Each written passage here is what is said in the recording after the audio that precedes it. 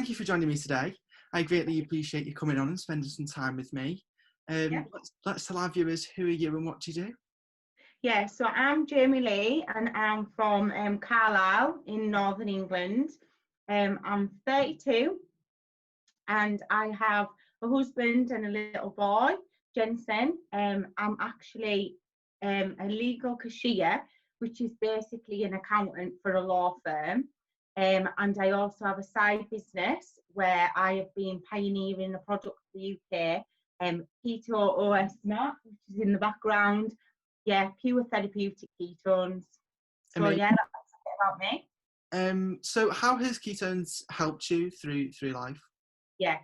So before ketones, my mood was pretty unbalanced. Like, it was quite. I could be, happy one minute and then down in the dumps. Yeah. I never really got out of bed with a spring in my step or looked forward to the day. So yeah, my mood was quite low and my energy levels were quite all over the place. As I say, I work in an office, so come 3 o'clock on the afternoon, I would just like hit a brick wall. And I've never really get really bad, but when I did eat, I tend to grab something like sugary to like boost my energy, which I thought was what I needed to be doing. And when I got home from work, I just didn't really have the energy to just play with Jensen. I just wanted to put my PJs on and do nothing really. So I don't think I was really getting the most out of my life before the product. Since I've been taking it, I can honestly say, like, now I just jump out of bed, I just spring in my step. I've just got so much more motivation. Perfectionism used to really hold me back growing up and was always really hard on myself, and now I feel that I'm just so much more focused, got so much more self-belief and just a much more positive person to be around really, and happier mum. Well, that sounds amazing. Obviously you found something that has obviously changed your life and changed your whole mindset on waking up every day. So when it was before obviously the product come along, how did you hit rock bottom? What was it that made you realise I'm at rock bottom and I need to get out of it? Yeah.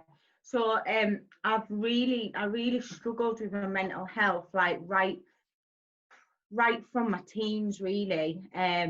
As I say, I was a perfectionist, and I think with perfectionism you're never really happy because nothing in life's perfect, and it's all about being able to just accept that it's all about progress over perfectionism.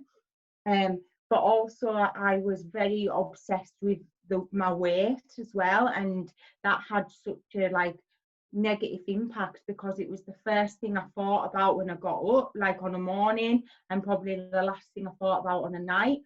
And that made me feel really flat as well, because I knew that actually there wasn't really nothing seriously wrong with me. It was me that was obsessing about that. But when I actually went for counselling and stuff, I used to heavily rely on exercise to make me feel better. And when that wasn't working anymore, like that endorphin fix, I just had a breakdown in my bedroom really. I lived on my own at the time and I fell asleep on the floor, and then I woke up and I was like, wow, like this isn't right, like I need some help. And when I went to speak to the doctor, and I'll be honest, I had some antidepressants and stuff to get me to go to the counselling, just to lift my mood a bit to get there. And when I went to counselling, they weren't really sure what come first, like whether it was the depression that led to like an eating disorder, or whether the obsession with like eating and over exercising had led to like the flat mood. Yeah. So with the keto, that went on for many years, and I was on like medication and stuff for it. Did a lot of like cognitive therapy techniques and stuff that I'd learned. So I had kind of got myself into a better place before trying this. However, I still always wondered why I was on medication and stuff before, and why I just didn't have that like upbeat mood that I was looking for. So yeah. So did you feel the medication helped or not?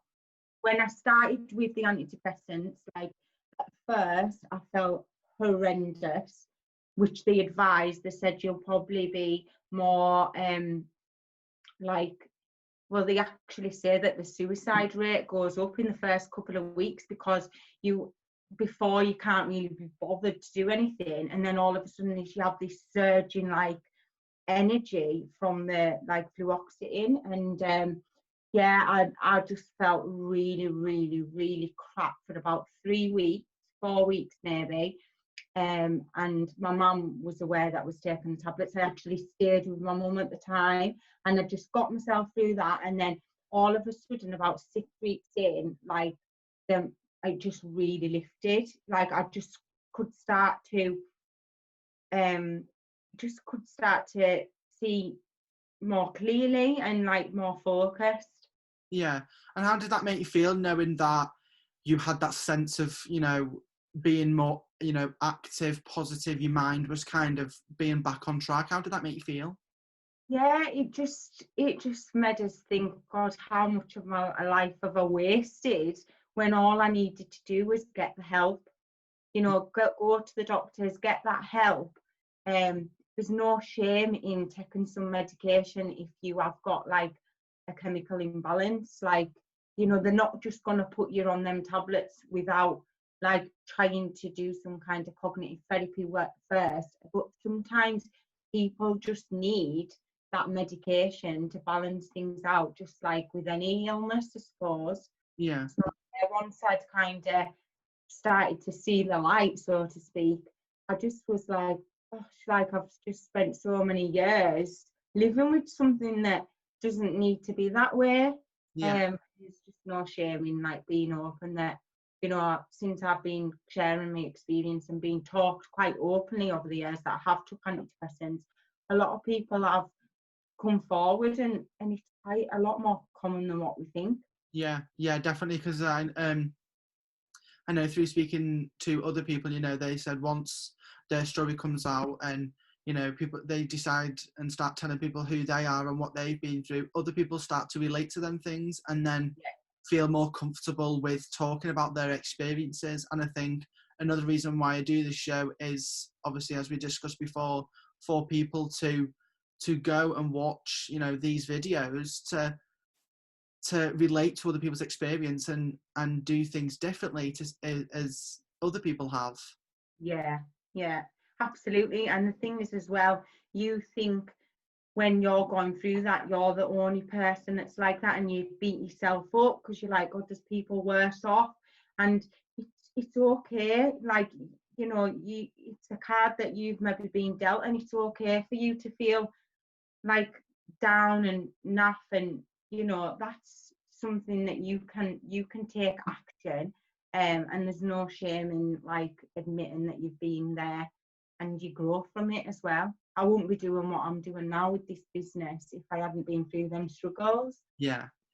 So if you could take yourself back to a time where you felt at your lowest, would you do anything differently than what you did? It's hard really, because when you're in that mindset for so long, I just kind of thought that it was normal. Yeah. And until I got out the other side, I was like, yeah, that isn't normal. And I think as well, like, we all should need to take ownership of our own life and stuff. But sometimes when you're brought up in an environment where, my mum, God love her, she doesn't have a lot of self-worth, and I think she struggled with the mental health and never really dealt with it. So, life's a bitch was just kind of what was said. You just have to grin and bear it, kind of thing. Yeah. And it's quite sad really, because now I'm kind of out the other side. I realise, God, I'm enjoying my life so much more, and life isn't a bitch. Like, life's what you make it. Yeah. And people that tell you that, like, they're not a bad person, it's probably all they know. And if they don't want to address their issues, then that's fine, but you don't need to let that affect you.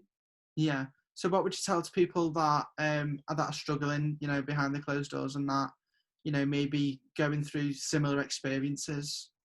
Yeah, I would say speak to somebody, speak to someone. I mean, it's hard given the situation at the moment with COVID and what have you, like to make a doctor's appointment, but speak to someone and connect with like people, like even on like a Facebook group about, I don't know, sometimes you just need to be part of a community, like even doing something like this. Like, I'm not only here to like push anybody into joining like online sales or anything, but the community behind network marketing and the personal development that you get and building your own self-esteem is like second to none.